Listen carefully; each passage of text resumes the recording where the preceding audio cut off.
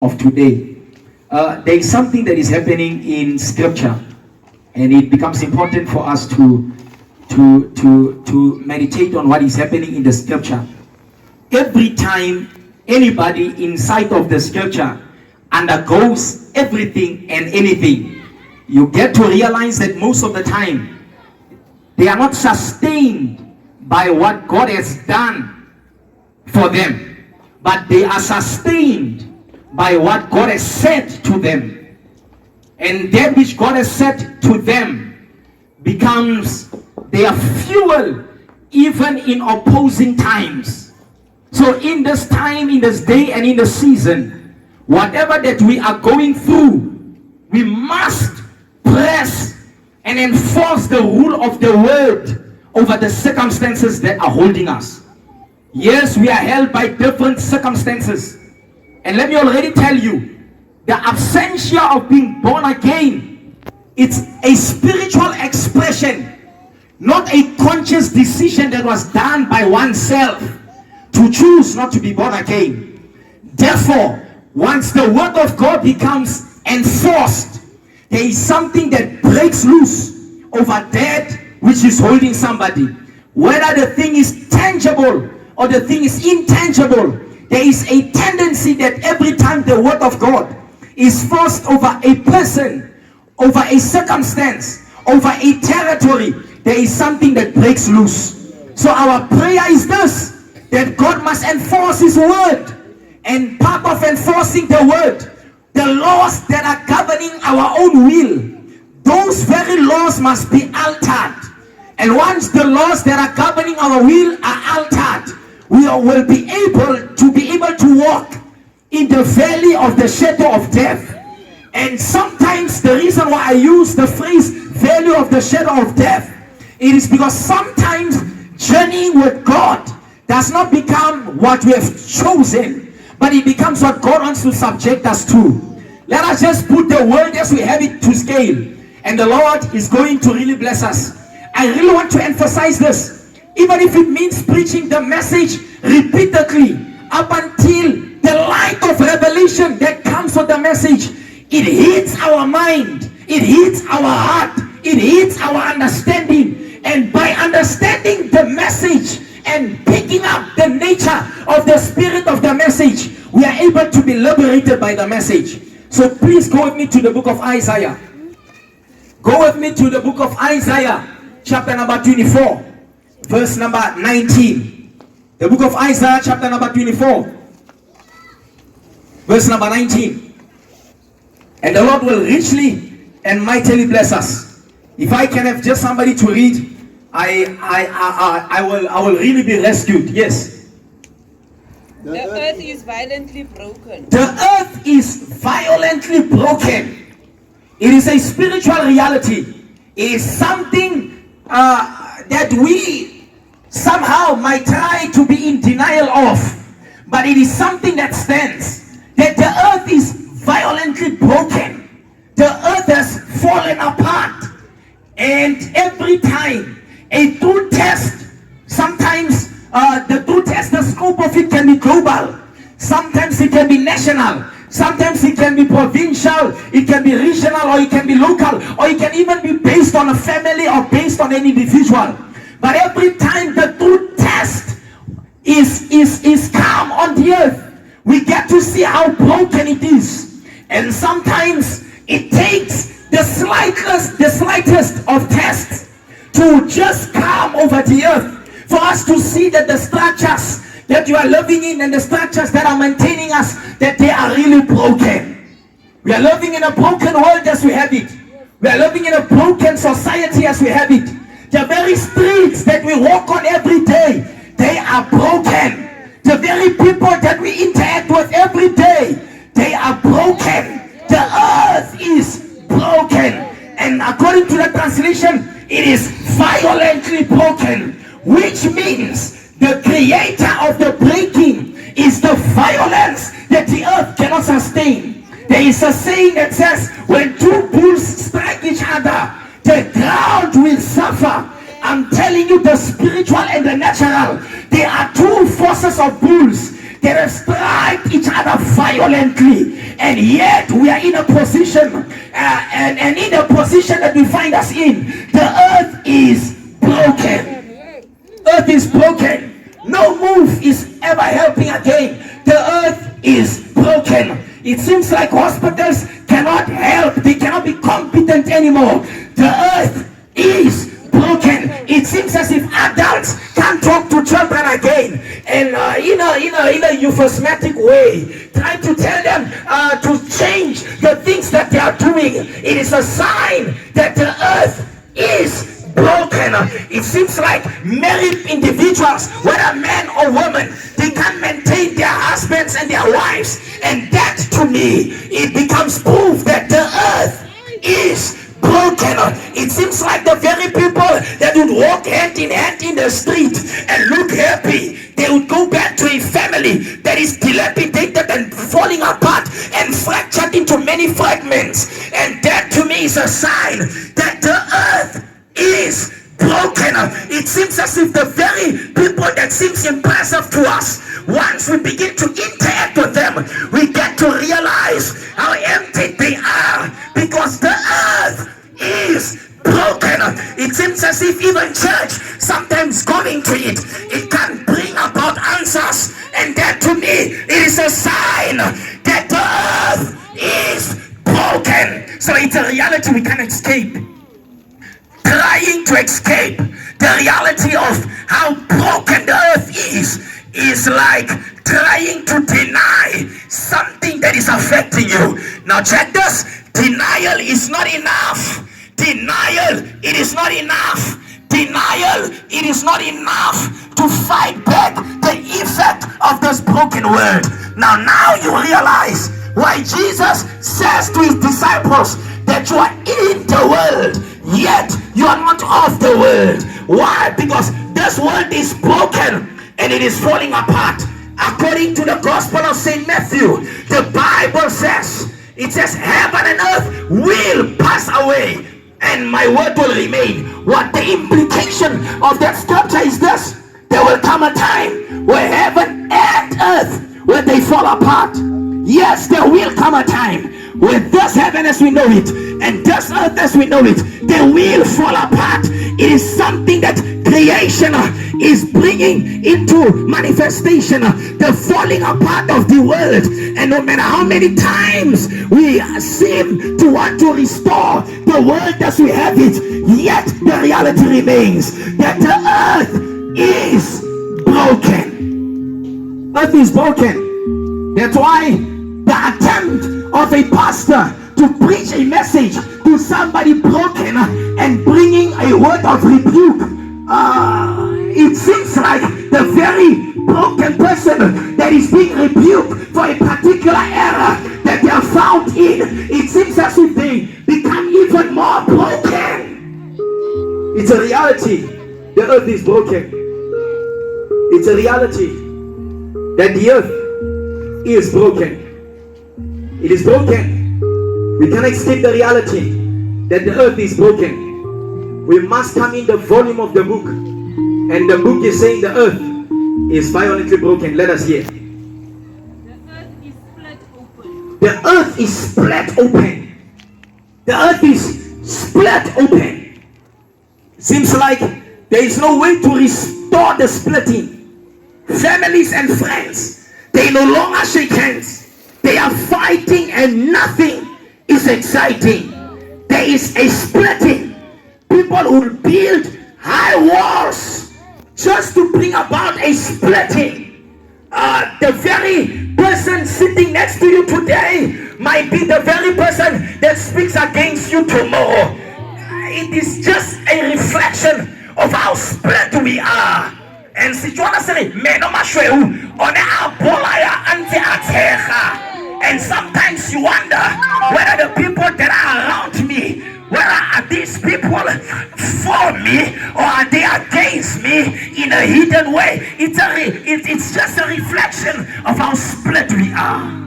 Now check this. Jesus makes a principle. Jesus makes a principle. He says, a nation divided shall not stand.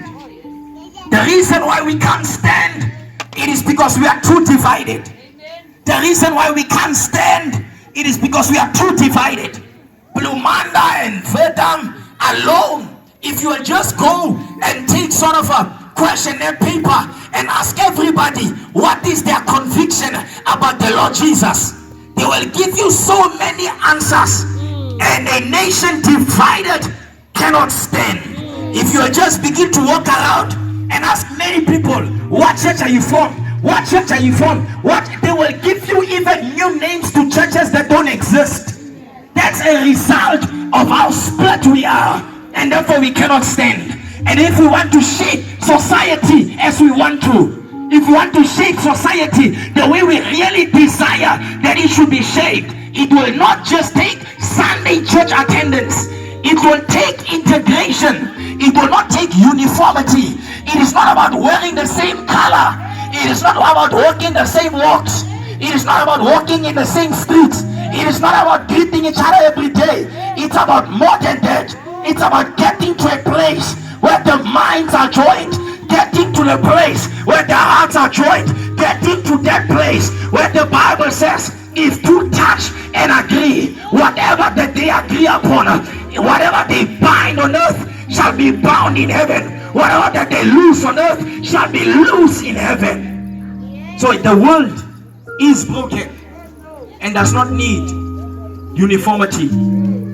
It requires unity. It does not need us to agree on certain things and disagree on certain things. It needs us to get to the place, to get to the point where we agree on this Jesus.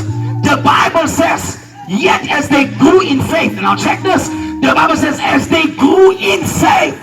As they grew in faith. As they grew in faith. Now check this. We need to get to the place where we are growing in the same faith. We need to get to the place where we are growing in the same conviction. We need to get to the place where we are growing in the same mind. We are growing in the same ideas and the same plans of the Creator. And therefore, by so doing, whatever that we touch and we decide that let it be loose, it shall be loose in heaven. When we decide that let it be bound, it shall be bound in heaven. I'm summoning a mother, a father, a brother, a sister, particularly those that are surrounding this area, to come into a place, into a moment of prayer. Once in your lifetime, just put the cloak aside. Just put the color aside. Just put the name aside. Once in your life, call on the name of Jesus.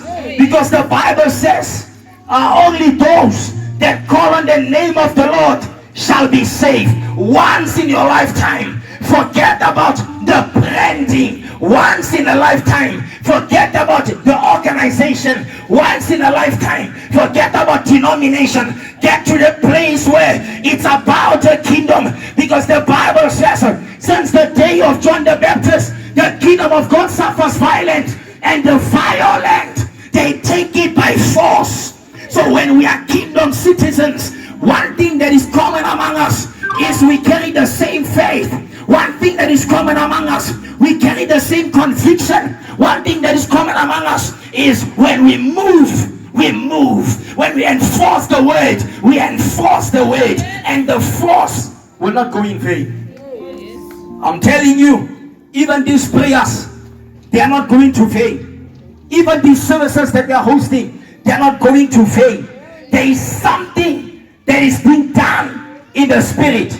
It is not natural in your own norms. That when you plant a seed, you cannot manipulate the process that happens underground, but you continue watering by faith. You continue watering without seeing. Should it not be that every time we pray, when something does not change, we understand that in the spirit there are things happening the same way that underground we can't see. Therefore in the spirit, if we do not see, there is something happening.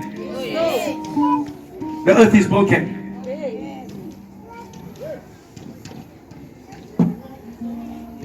The earth is broken.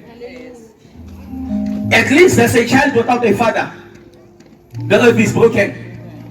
At least there is a man that was left by a woman. The earth is broken. There is a woman that was left But amen, the earth is broken.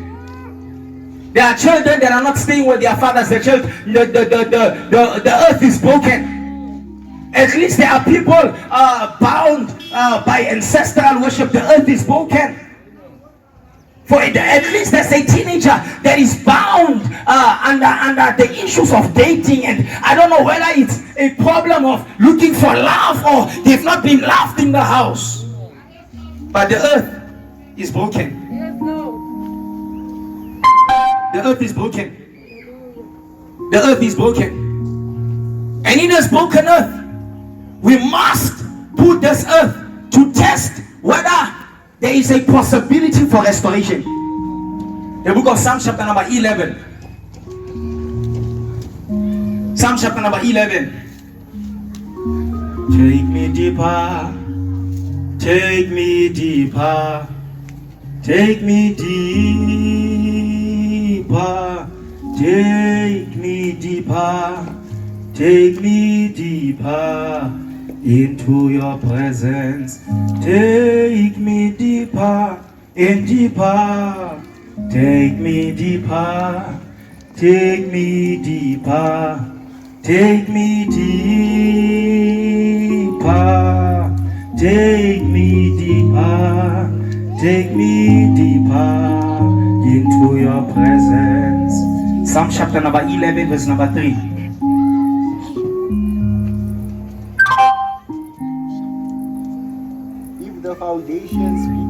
If the foundations be destroyed, what can the righteous do? What can the righteous do? If the earth is broken, the foundations are destroyed, what can the righteous do? What can we do? Now, question is this: your family is broken, what can you do? Your child is led astray, what can you do? You are without plan, what can you do? You failed at school, what can you do? You failed in life, what can you do? You are rejected, you are deserted, you've been left aside, and you feel like you are undeserving, you feel like you are unfavored. The question becomes, what can you do? It seems like you are losing your family. It seems like you are losing your husband. It seems like you are losing the ability to maintain life as you have it. What can you do? What can you do? According to my interpretation of the text, it becomes rhetorical if you put it to the sense of what can I do? Which means doing nothing is not an option. Doing nothing is no longer an option. Keeping quiet is no longer an option. Remaining in the same place is no longer an option. Is it not natural in your customs that even a simple clinic, when it's not working for you, that you begin to move to the next? Now, why, when there are spiritual norms that are not working for us, do we still maintain them? If the earth is broken and the foundations are destroyed, what can the righteous do? There is certainly something that a righteous must be able to do. The question becomes what? The question becomes what? It seems like everything is just slippery. It is just falling out of your hands. The question becomes what? It seems like you're vulnerable to every sickness. The question becomes what?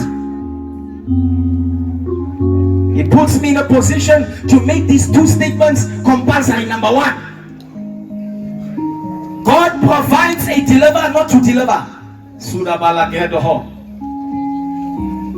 God will provide you with a deliverer not to deliver you. The purpose of the deliverer becomes this. It becomes to empower you for deliverance. The deliverer will bring you to a place where you are delivered half, and the rest of your deliverance is in the hands of what can the righteous do? What can I do? The rest of your deliverance is in this place. What can I do? Now that my family, I'm losing it. They are attacked by spirits day and night. Don't you dare think when your child acts rebellious that it is just an attitude. Every attitude is an expression of a spirit that is hosted. You dare not think that failure, it is but just a lack of, doing things according to the order of men. I'm telling you, it means there is a spirit of failing that is hosted by the one that has failed. What can the righteous do? Take me deeper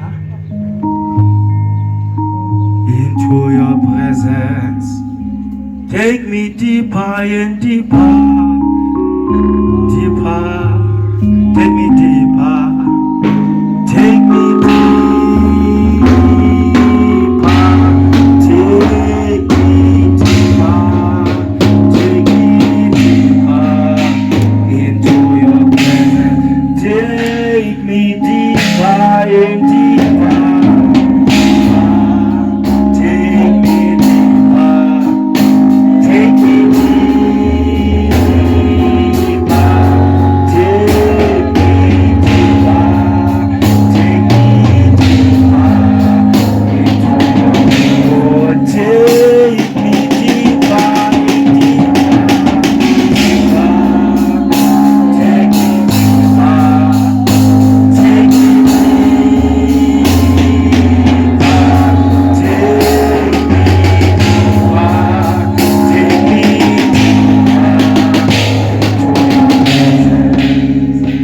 Let me give you the answer. What can the righteous do? Psalms 50 verse number 15. We are getting to the first and close. Come to prayer. Come to prayer. Come to prayer.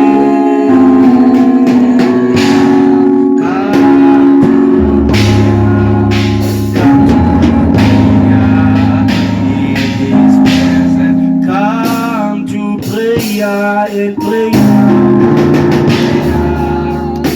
come to prayer, come to prayer, come to prayer, come to prayer in His presence.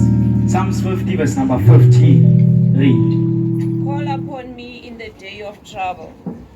I will deliver you, and you shall glorify me. Call upon me in the day of trouble, and I will deliver you.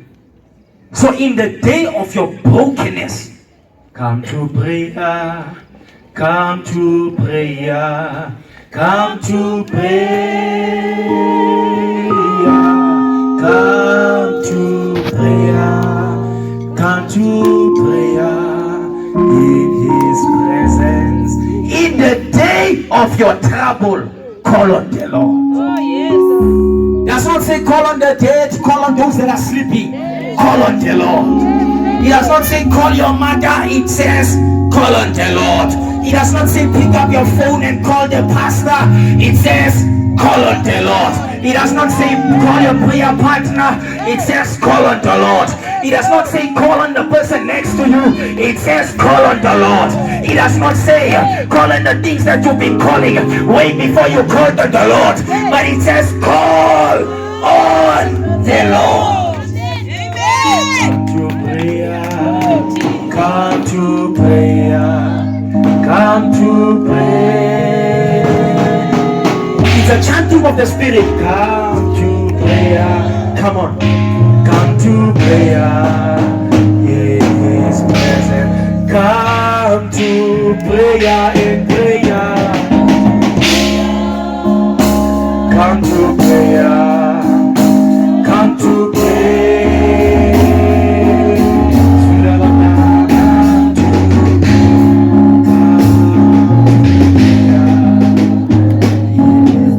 Call on the Lord.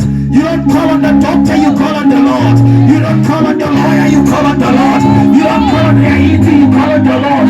You don't call on friends, you call on the Lord. You don't call on family, you call on the Lord. You don't call on the husband, you call on the Lord. You don't call on the mother, you call on the Lord. You don't call on the father, you call on the Lord. There are things that when you call people for, they can't change.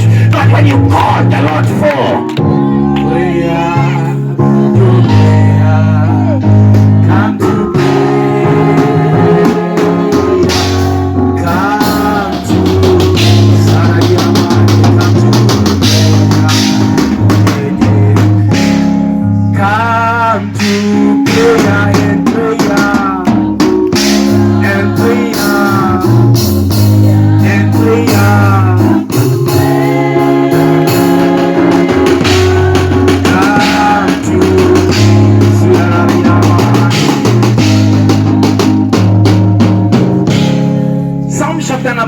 147 verse number 3 as you read it. Come to prayer. Come to prayer.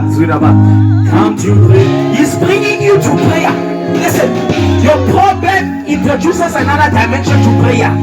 Once you arrive at a dimension, when you behold, the problem is gone. Come to prayer and prayer and prayer and prayer.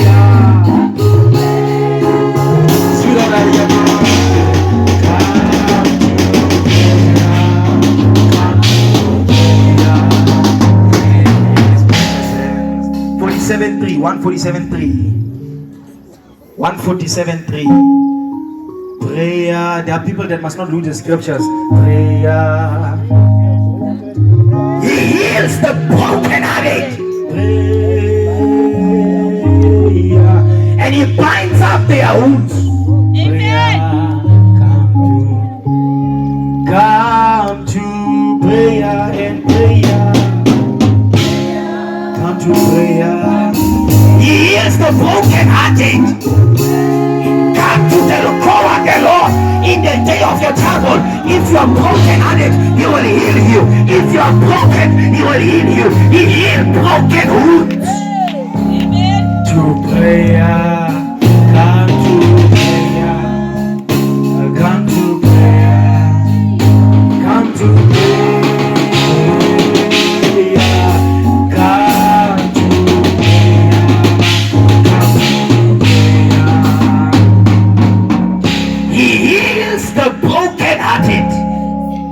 When he says I can mend the brokenhearted, he says I can go to the place where the husband cannot reach.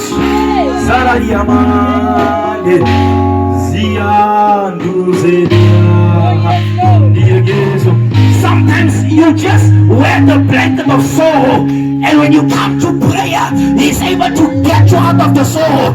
I'm reminded of one of the brothers of Joseph that said, get him out of the pit. I'm talking about that God, because Judah is a typology of Jesus. Jesus is the one that can get you out of the pit. Amen. Whatever pit that you are found in now, come to prayer. Come to prayer. Come to prayer. Come to prayer. Come to prayer. He heals the broken hearted. There are so many parents that are seated here today, they are broken hearted. Oh, yes. There is healing. There is healing. There is healing. And the healing is found in the healer. It is found in the one that is able to restore. Amen. There are many people with wounds and sores. It's like the enemy has reached a dimension of paralyzing them. Amen. There are people who can't see any good in others because they've been so much broken by others that they begin to see everybody as the same. But the healing of the wound is found in God. Amen. And just one thing, call on me in the day of your trouble. So what day is that? It's not Monday. It is not Tuesday. Not Wednesday. Not Thursday. Not Friday. Not Saturday. Not Sunday. It is every day. Amen. Every day in your problem you call on the Lord. No matter how many problems you have, every time you come back to Him, He can never get tired of you. Come to prayer. Come to prayer. Come to prayer. Come